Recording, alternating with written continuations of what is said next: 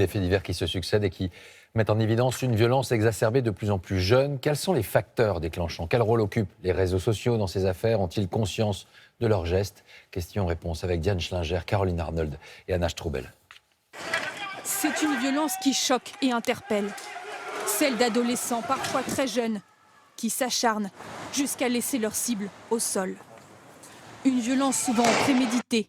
Alisha, 14 ans, en est la dernière victime. Alors comment expliquer une telle explosion d'affaires ces dernières semaines? Selon les psychologues, cette période de la vie rend les jeunes plus angoissés et anxieux, souvent agressifs, soit envers eux-mêmes, soit vis-à-vis des autres. La crise sanitaire aurait des répercussions sur leur comportement. Et les adolescents encore plus, d'autant qu'à leur âge, ils ont une recherche de repères à l'extérieur, de contacts avec l'extérieur qu'ils ne peuvent pas faire. Donc ça accumule encore des tensions, des frustrations qui peuvent se surajouter à l'état anxieux normal et se rajouter davantage encore sur les personnalités fragiles. Vous voyez que ça fait quelquefois des cocktails très explosifs. Quelle est l'influence des réseaux sociaux?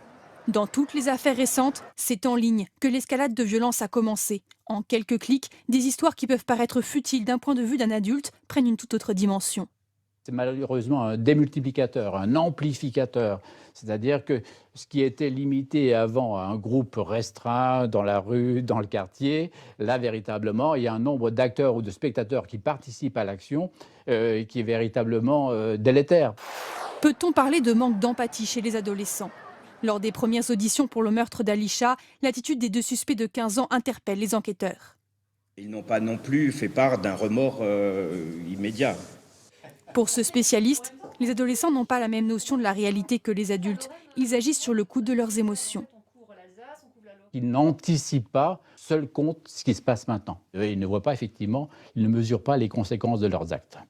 Une quarantaine de mineurs sont mis en cause chaque année pour homicide ou tentative d'homicide.